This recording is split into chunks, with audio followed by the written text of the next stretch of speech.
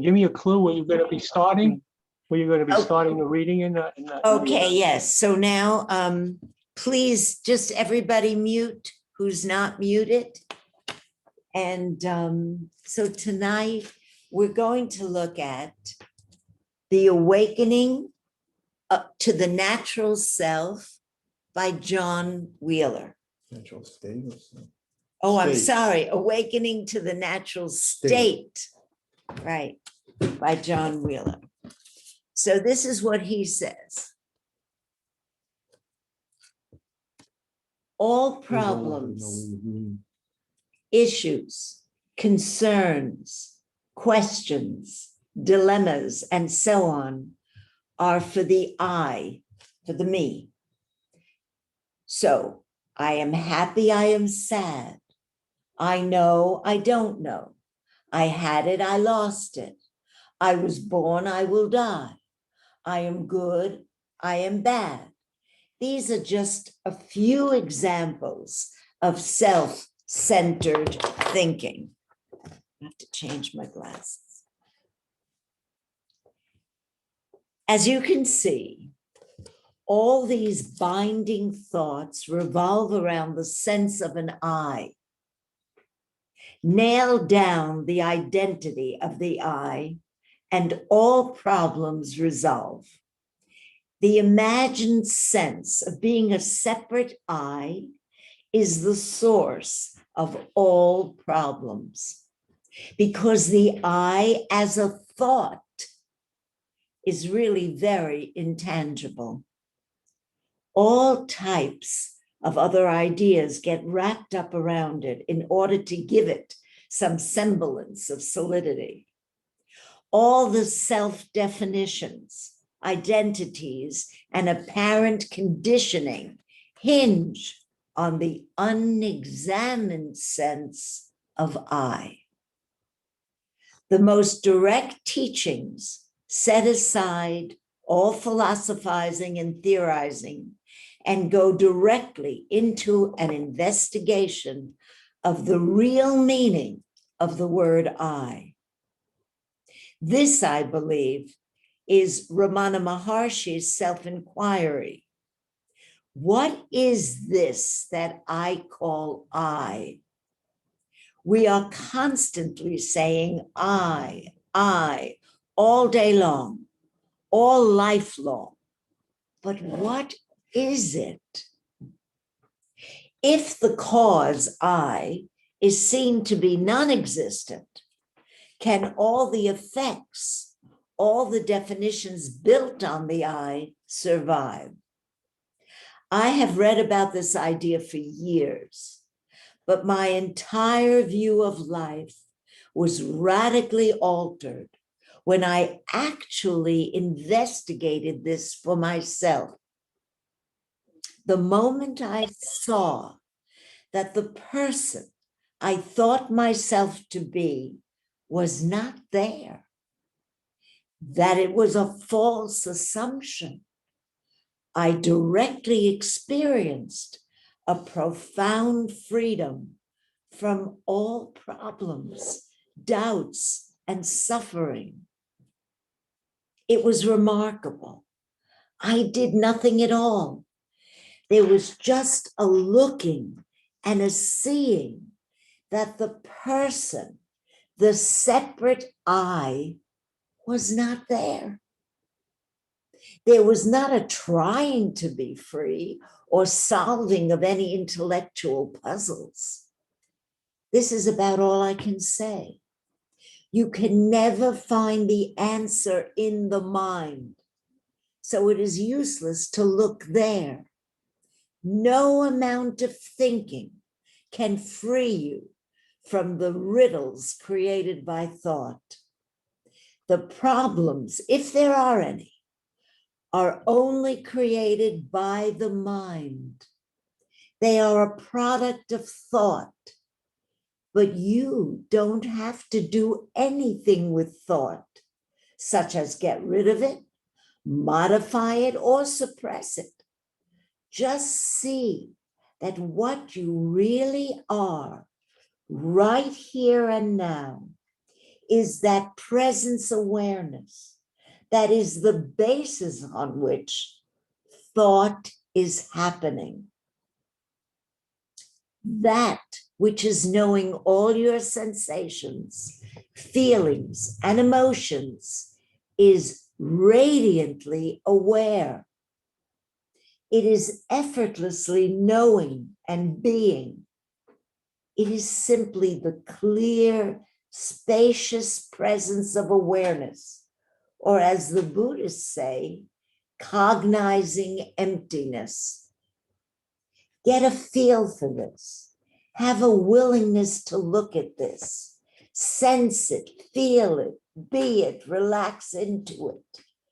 Know with assurance that you are not a limited person bound up in thought. You are the sky-like presence awareness in which the whole universe is appearing. The next time you think, I am this or that, I have a problem or whatever, just drop the apparent problem and ask, who is the I that I think I am? Is this what I really am?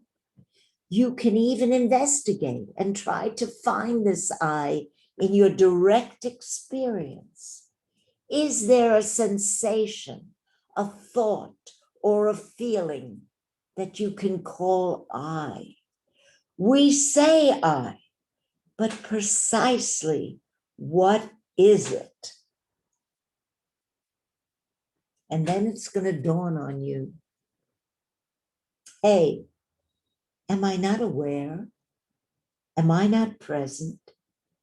Is not the presence of my true nature here, perfectly untouched, unsullied, like the sun shining above the clouds, completely unaffected by the appearance and disappearance of thought? This kind of looking will pull the drain plug out of the sink of the mind, and all problems will be sucked into the void of non-existence. I do not exaggerate when I say that a lifetime of problems will evaporate. As they say, a cave may have been dark for thousands of years, but when you bring a torch into the cave, the light instantly obliterates that darkness. You are the timeless, ever-shining presence awareness. You can never lose it and never find it, because the one searching is that for which he is searching. From this point on, thoughts, feelings, actions, and decisions will spontaneously arise as they always have. There is no separate individual at all at the helm. All thought, feeling, and perception appears in awareness. They have no existence apart from awareness. Just like waves arise and set in the sea, so do all thoughts arise and set in you. Thoughts are only vibrations in awareness. They are made of awareness. There is only one substance, one essence. There is only radiant, cognizing emptiness shining in all directions. That is all. You are that. There is only that. If you grasp this, the course is run.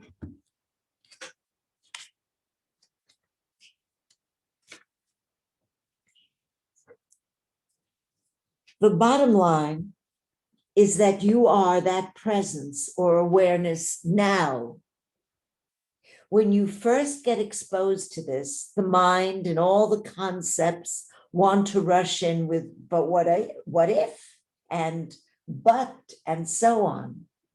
Then you are pointed back again and again to the fact of your own being. Through force of habit, we instinctively look to the thoughts as a gauge of where we are. But it is looking in the wrong direction.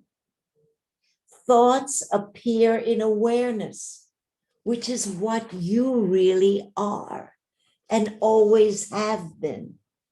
It's like being above the clouds and then looking down at the clouds, searching for the sun. You say, look at all the clouds. They keep arising. Where is the sun? But if you turn around, you notice that the sun is behind you and it is illuminating the clouds. It is even what is allowing you to see them. The sun really has nothing to do with the appearance or configuration of the clouds. It is a subtle shift, but has profound effects. We have been looking in the wrong direction, and this can be quickly remedied once this gets pointed out. It is not really anything you need to practice. Just notice it. The answer is not in the mind. If you ask most people to look across a room and say what they see, they will usually name the various objects. Few will say they notice the space. But once this is pointed out, you notice that everything takes place in space. It is the same with awareness. Once you get a feel for it, the center of gravity starts to shift from fixating on the thoughts to just relaxing into your true being of self-knowing awareness.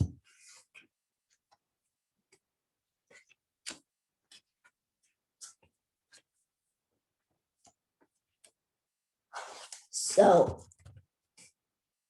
what is in you right now that is present and aware? I'm going to repeat it.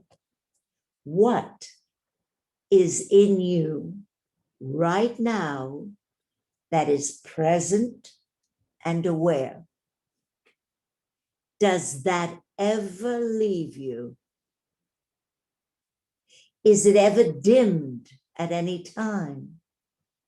Even when you are totally in a cloud and in the pit of conceptual despair, you never lose your being.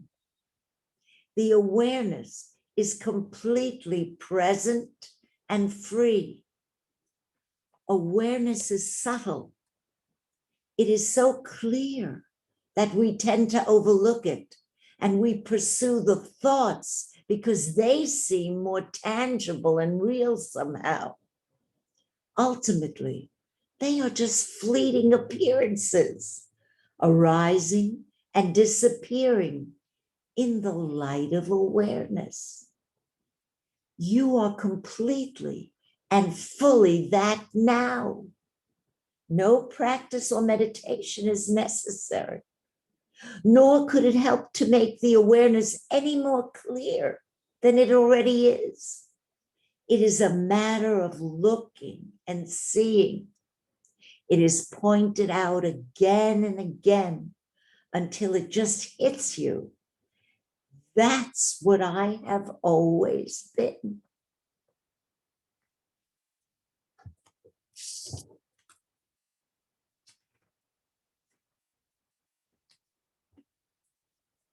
The questioner says to him, so I definitely cannot do any kind of meditation except for self-inquiry. And the inquiry can't be expecting an answer, John. It is tempting to try to turn self-inquiry into a technique or a practice, then you're off to the races again as a person who is now doing self-inquiry and hopefully getting closer and closer to something yourself, I presume. To me, self-inquiry is just looking to see if the imagined separate entity at the root of all seeking is really present. So mind you, he's saying we are not an entity that is separate from awareness, right? I mean, we know we're aware, but we believe that we are an entity that's separate from that awareness. He's saying, no, there is no such entity. So, who is that one who cannot do any meditation? Who or what, who would or would not be expecting an answer? Does the ever-present awareness that you are need to meditate or inquire in order to exist?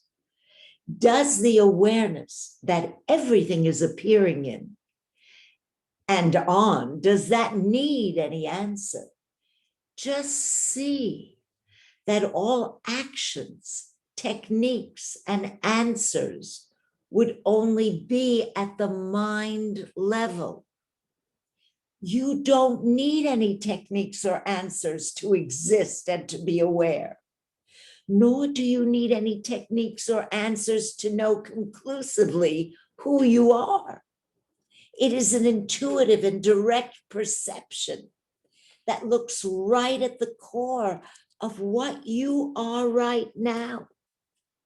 You sense the presence of the life, light, being, spirit, or whatever you want to call it. It is just a presence shining at your core. Once it is pointed out, you get a taste of it. You can't grasp it as an object. So the mind is befuddled by this. It is completely outside the reach of the mental subject-object way of looking at things. Yet it is not difficult because you are constantly knowing that all the time. If I ask, are you aware? Do you exist? You instantly fire back yes, without even thinking about it. You don't need thought for this. So you can relax the attempt to use thought to know your true nature. Just see that right here, right now, something is shining within you, knowing these words and everything else. That is it.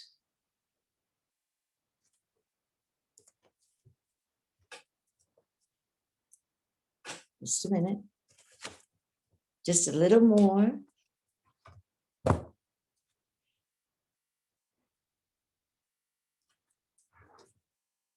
Can you find a moment in direct experience when you are separate from presence awareness? I'm going to repeat that. Can you find a moment in direct experience when you are separate from presence awareness?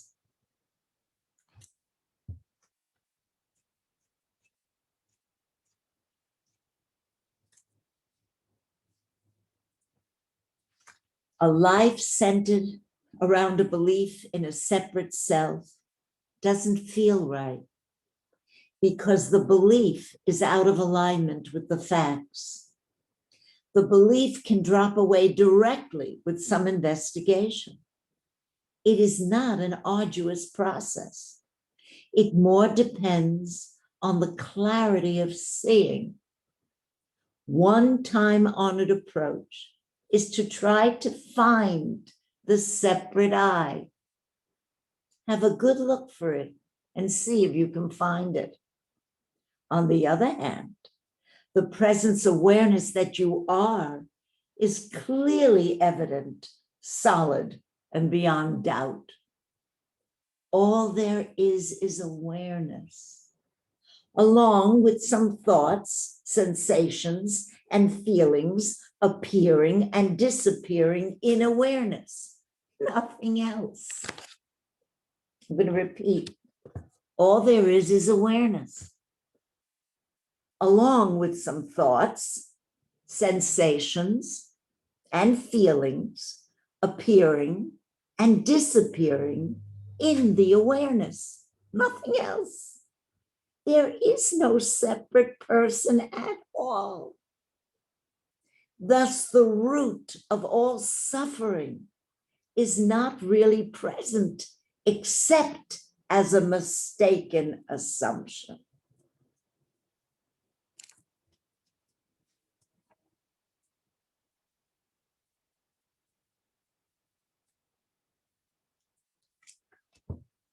A question.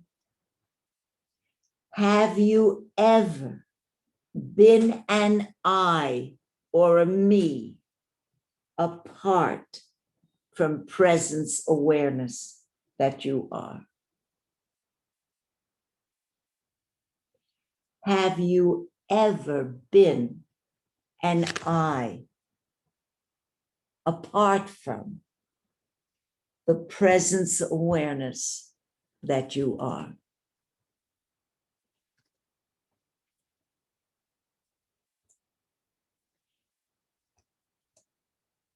So, comments, questions?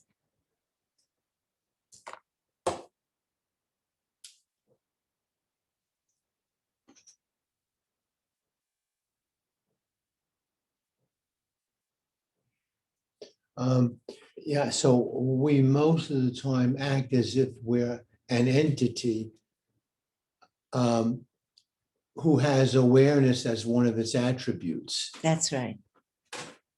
That's right. Mhm. That's the mistake. And that's why he's saying you're looking in the wrong Right, or have direction. it reversed. Right. And he said it's a subtle shift. Mhm, And he's saying it's right here, right now. mhm. Nothing to do with the mind, nothing to do with thought. It's here, right now. It's about looking in the right direction. And so I think that's a great question. Has there ever been, have I ever known an I that's a separate entity from awareness? You can never get out of it. You can't get out of awareness because you are awareness. We are awareness.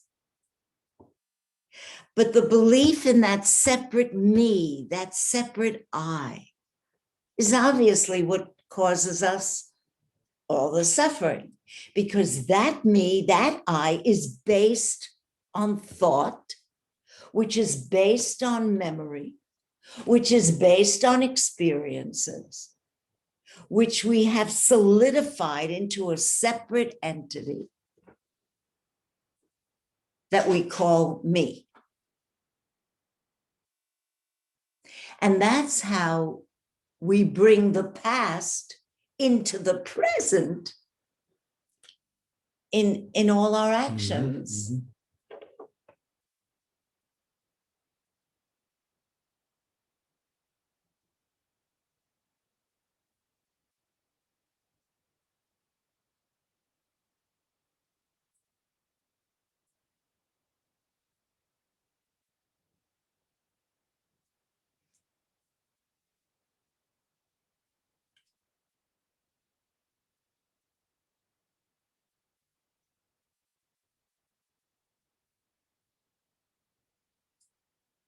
You know, with the teaching of Krishnamurti, he constantly would direct you to the arising of this me, so that when you were in a place of, like he said, of despair or psychological pain, he would encourage a witnessing of the arising and the working of the me. And I think personally, I found that exceedingly helpful and very, very important. With John, it's interesting. He's now saying, yes, it's good to do that, to have that witnessing. However, it's also vitally important to have a sense of what your true nature is.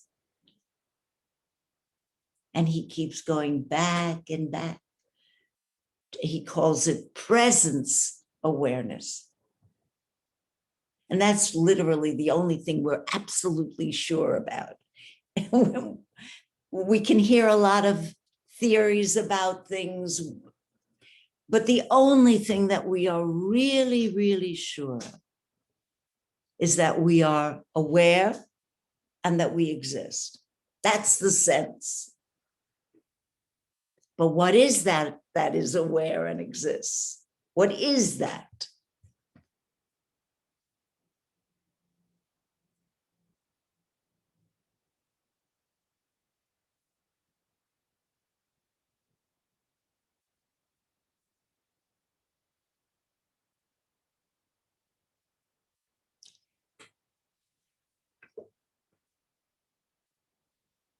Is that not the light that lights up everything? And like Ira likes to say, the light that lights up the light and the light that lights up the darkness. So there's an awareness of objects, and there's an awareness when there are no objects. Awareness is. We are never out of it. We are it. But we've identified ourselves as this separate entity, separate and apart, that, as you said, has, well, how did you put it? You did it. Awareness as an attribute. As an attribute.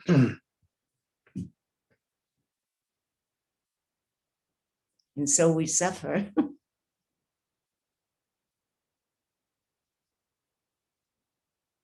Psychologically and physically.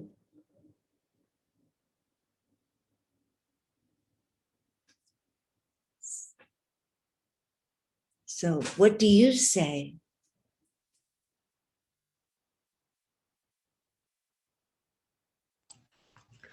I'm becoming more comfortable with that concept or approach.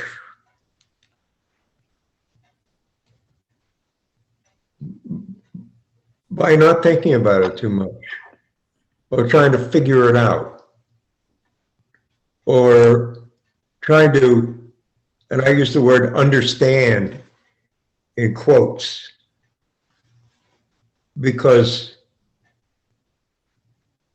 when I say I understand something, I'm only saying that I understand it in the context of what I think understanding is. And that kind of line of thought creates a tremendous amount of resistance in me to being able to accept that I am this awareness. But I can't think of a more valid way of expressing that And I'm becoming more comfortable with that acceptance by intentionally not trying to understand it in the context of what I take to be. Of course, of course. Then you're back into your head and you're back into the mental. Right. What is your direct experience? Are you not aware? Just your direct experience. Right now, you are aware. No? Yes. I'm aware that the bottom of my foot is itching. Exactly. Okay, yes.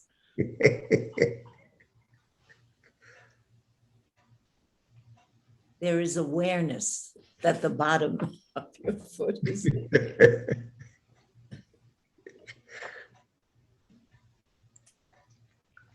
But the idea of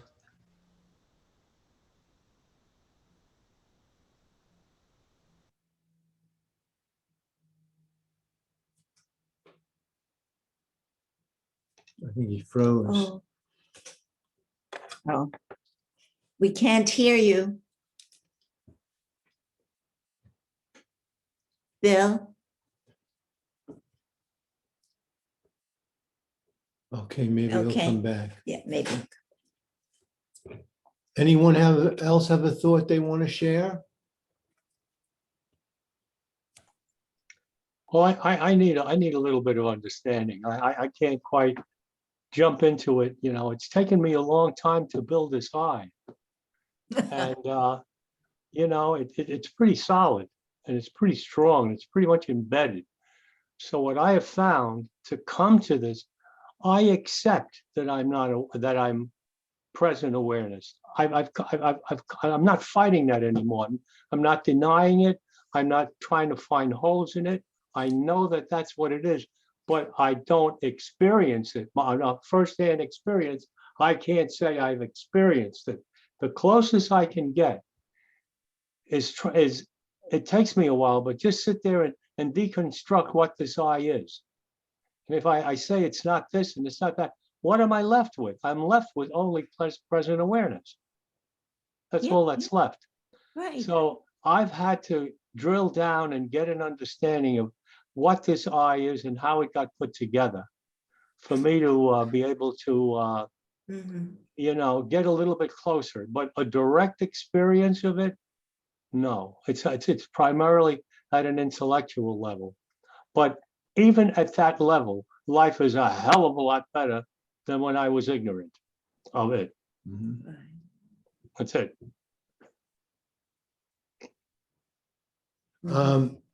Ugo, but do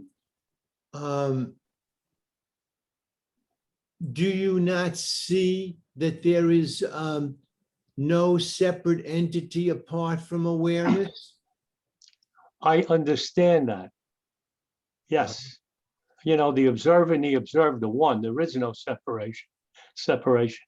And I can get into what Krishnamurti says about it and Wheeler says about it too a little bit, but internalize it, being able to wake up in the morning and I don't have the eye hanging on my back and I don't look out the window through the eye. I at some point, I'm aware that I'm looking at it, looking out the window through the eye. And then I can relax it. Right. But it's not instinctive. It's not this instant thing that, you know, all of a sudden, like Krishnamurti says, once you see it, it's done. That's it. You've got to do all this stuff Right. instantaneously. You can't think about it Mhm. because then you're back into the game again. You're back into the eye thinking, you know. Anytime you're using thinking about this stuff, it's the eye doing the thinking. So that's about as far as I can get. Mhm. But I like the getting. Yeah. So Wheeler would say that when you wake up in the morning and you have the eye hanging all over you, as you put it, that's just an old habitual mechanism of thought. It's Yep. a habitual mechanism. And that when you notice that it's an automatic habit, when you notice it, it lessens. Yep. And then the background awareness becomes more present and central for you. Yep. And the more we notice that, memory of mechanism, the mechanism of memory slows down and loses steam. Yep. Yeah. Yeah. I agree. I mean, Right? Like, so when you shut off a motor, sometimes it still keeps spinning, the wheel spins because of its momentum until it slows down. Mm. my wheels are very old. Ah. Um, maybe I should share with you this, what John says here. He's talking about the realization of awareness. He says the knockout blow was seeing the absence of a person. There is no such entity in the machine. There are only thoughts, experiences, and objects arising and subsiding in awareness. There is no one controlling them and no one affected by them. Once this is seen, everything happens just as before. But the imagined person is removed from the film. The film goes on, but there is no person starring in it. There are thoughts, but no thinker. Actions, but no actor. Choices, but no choice maker.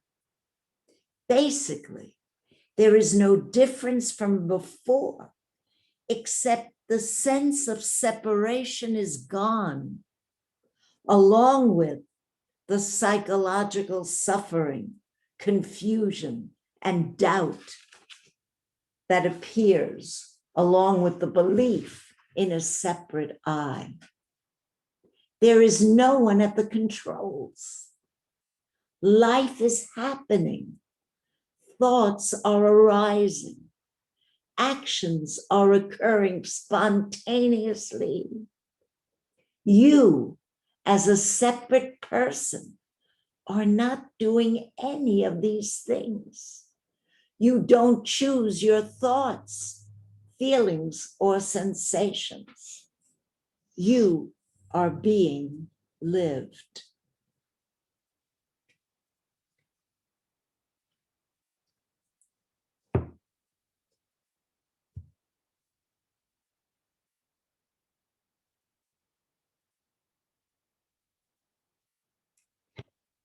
Let me just tell you this one paragraph.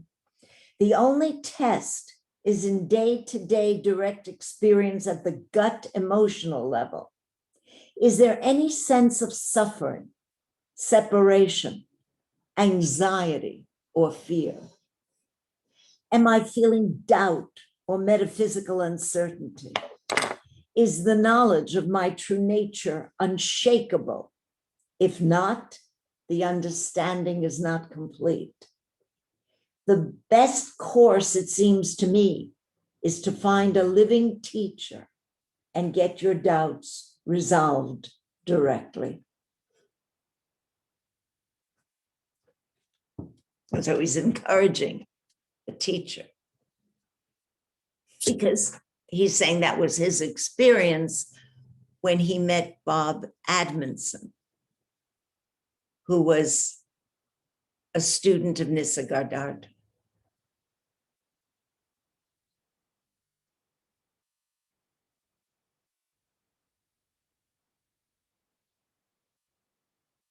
What are you thinking, Juan?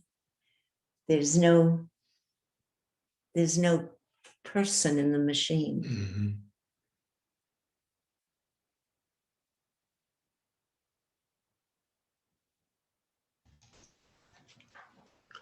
I think,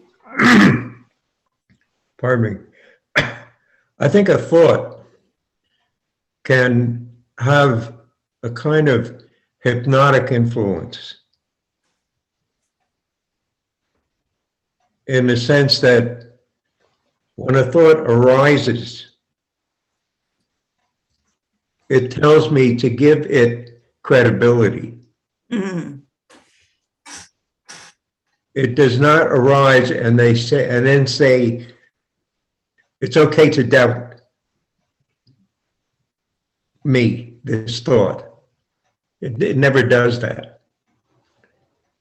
There's something almost mechanical Mm-hmm. as opposed to conscious. And I see this in little things. Just today, I work out at a fitness center, and I found myself in the habit of picking up a chocolate candy bar on the way to get my blood sugar level up to improve the workout. And for the last few days, I've been saying the thought has risen without conscious thought, but it just rose up to get the candy bar. And I didn't become hypnotized by the thought. And so I could look at it. And I said, no, thank you. Mm-hmm. And the workout was just as good or bad with or without. And so it's something,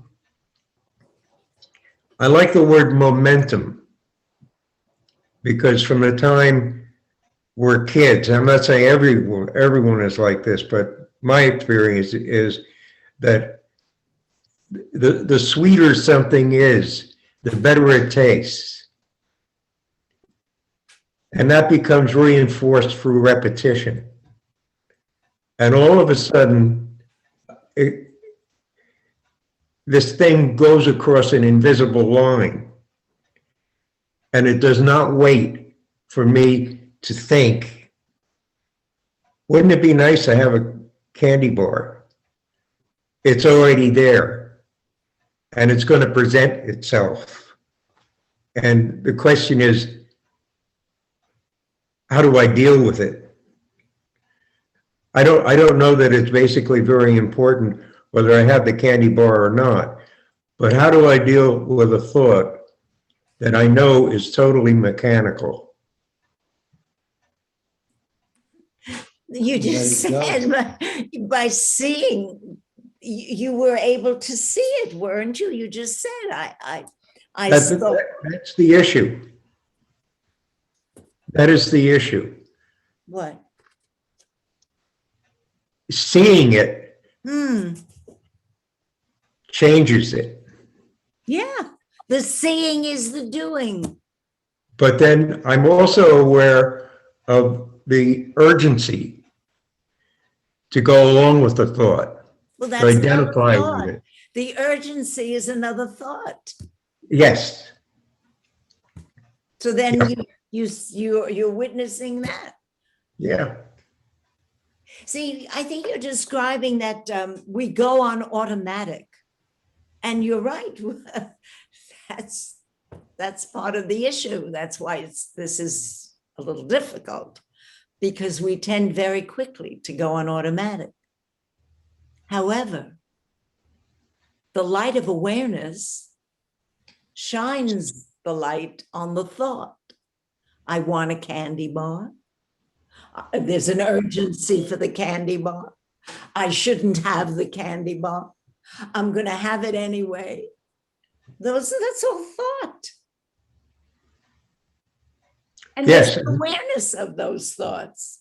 And the candy bar is only incidental. Of course.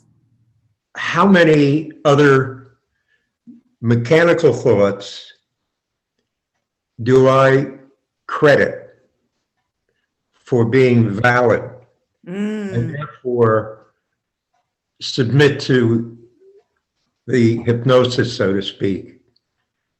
without seeing it. And once I'm on the other side of the experience, it's no good to look back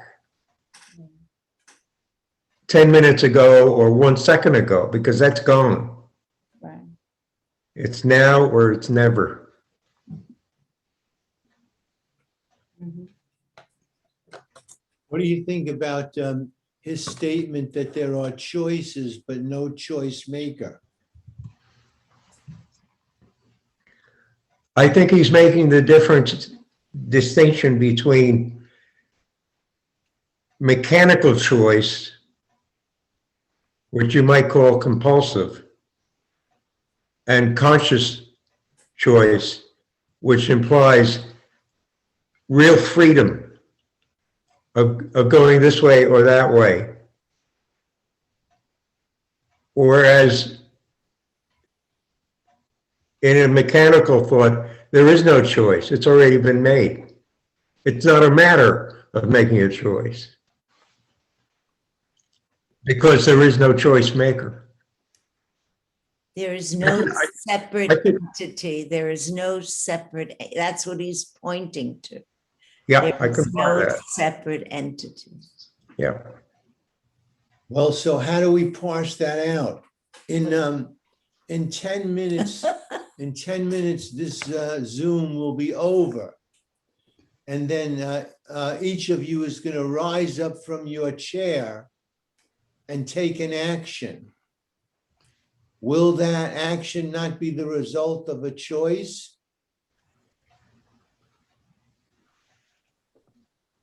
And how does that square with his statement that you're being lived?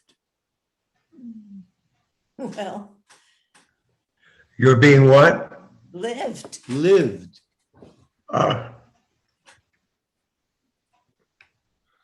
Well, to some extent, the me is in contradiction with who I am, my present awareness. I mean, I'm aware without the me, without processing, without going through the me, I still am, and I still do. And in many instances, I do, without thinking, without the thought process. The machine, the awareness is there. The fact that my conditioning, which is very important to understand, the conditioning which all my life has made me mechanical. The conditioning has made my mind mechanical. And so the repository of all my experiences in memory is the curse that I have, because that memory bank, it's all past. It's all it's So the question becomes, how does one go against that? I don't think you can go against it. I think you just have to be aware of it. And the awareness is to in a sense, let it go. If I know when I'm upset, when I'm in the psychological aspect of thinking, I've gotten to the point where when I get upset, there's a point in which I know what's going on. It's the me that's doing it. And, sometimes I'm successful in overriding it, and other times I'm not. But I don't think it's a matter of going against it doesn't mean defeating it. But you can't go against something that you can't see. So going against it means looking at it. And that becomes the action, instead of the action of submitting to it. I'm just a little bit careful. I'm trying to be careful in not taking action that, in spite of what I think is happening, it's the I taking the action. So I think just like you say, the sense of seeing it without the I, then you're seeing it as it is. Right. Because if you're seeing it through I think that, through my eyes, I'm seeing it through Yugo, and that's screwed up. I think the question Dr. Moschetta posed is something we should live with and ponder and that is, what do I do going forward? What do I do? What do I consciously do in connection with all these mechanical fireflies? Moment to moment, try to be aware of what's happening. I'm not saying we can, I don't want to answer off the cuff. I'm saying, No, that's what it I'm is. saying, That- I that's what it think is. we need to live with it on a kind of experimental basis and do things differently from the way we are accustomed to doing it in order to see the resistance. The seeing is the doing. The clear seeing is the doing. What you were saying is that there isn't clarity of seeing because we go on automatic and we act on our conditioned sense of a separate self.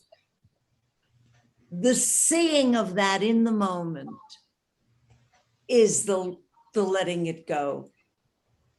The seeing of it in the moment, whatever the situation, by the way, seeing the clarity of it tells you what to do. You can't program what am I going to do, because then you're back into the person who's planning what to do. But you can, you are free to experiment. Yeah. I get up in the morning, I love a cup of coffee. I take it with cream and sugar. Tomorrow morning, I want to see what it's like to drink it black, Fine. which is not what I want to do. But I'm going to do it as an experiment to see how powerful that resistance is. No, but you see, it's all back to the person again. If the resistance is the person, the thought I'm going to have it black instead of cream and sugar, that's all the me again. I think it's about unfolding in the moment. You don't know now what you're going to feel to do or not to do tomorrow. You can only know now. I mean, of course, there's planning. If you have to take a trip, you've got to get tickets for a plane. We're not talking about that. We're talking about these psychological images that we create about ourselves. I'm talking about experimenting with things that and the I now is awareness, can do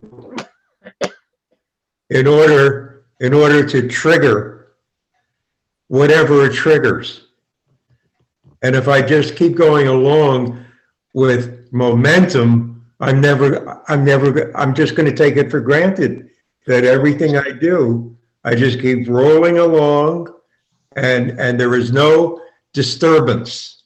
So you're talking about interrupting your daily habitual routines to try and reawaken a heightened sense of clarity and being in connection with your moment-to-moment awareness. Yes, and I'm talking about using something that is very, very fundamental. Yeah, Taste. yeah. Mm. The way I comb my hair, Mhm. if I comb it. Right. Yes, Yeah. So, Yes. so certainly there's some truth to the fact that those daily routines that we all have built up, they certainly serve as a foundation and solidify a sense of the me. Because yeah, I'm the guy who gets up in the morning and has coffee with milk and sugar. And I'm the guy that after that likes to sit down and read the newspaper. And then after that, I go and look in the basement and see what I have to do to, whatever it is, that routine builds up such a solidity to it that it becomes my identity. And so, And the idea of routine also applies to my thinking. yeah. Well, Yes, yes, well, yes. that's the mechanical part. Mhm. But there could be a getting up in the morning and a drinking of a cup of coffee without feeling oneself as a separate entity. Yes, I Well- could certainly do that. But first I have to get to the place where I have to get to the place where I can have that cup of coffee and not see myself as a separate entity. Yeah, Bill, I have a suggestion. So another option is I have this experience when I wake up in the morning usually. And Ugo, this is for you as well. Is I wake up and I have no idea who I am, what I am, where I am. And I have no sense of a self, a separate self, of a personage at that point. And then I noticed at a certain point that egoic self wakes up and says, oh, I've got to do that. You know, in other words, that personage comes in and starts trying to take over the day. So, I mean, really what we're trying to do is become aware of the self, which is really the life behind everything, right? The self, which is behind the personality. The self that exists even when the personality isn't aware of itself, of the personality self. So my challenge to you guys is tomorrow when you wake up, before you feel like you have to do it, just there's a point, but when you're crossing between the dream world and what we're calling this waking world, where you don't know who you are. And if you can become aware of that, that is the awareness of the self with a capital S. You know, it's right there. And I agree with what Paul and Evelyn are saying. This stuff you're talking about, doing routines and stuff, it's still the me that's in a process. I understand, Bill, what you're talking about. You're talking about trying to break out of routine, out of habit, out of process. But that awareness of that self is there. And it's that time between dreaming and waking is a good time to recognize it, because before you step out of bed, before you step into the conscious or the waking world, that you're there. It's right there, because you have to cross out of that, because before you cross out of the dream self into this waking self, there's that crossover point. And if you want to have a practice, you can use that as the practice. In other words, tomorrow morning, don't get up out of bed immediately. But tomorrow morning, before you do anything, don't do anything. Just let yourself recognize that you're aware. And that awareness, as I said, for me, it exists without any notion of a me, without any notion of a personage, of a name, of a sex, of anything like that. And it's right there. It's very accessible in that moment. Right. I think that would be an excellent exercise. Yeah. Experiment, Yeah. Yes. Yeah. which has a word relationship with experienced. Direct experience. Yeah. Mhm. Right. Right. Okay, well, we can all look forward to tomorrow morning. Thanks for joining, folks. Thank you so much. See you Thank next you. week. Thank you. Thank Okay. you. Have a good Buonasera a tutti. Buonasera. Buonasera. Sleep well.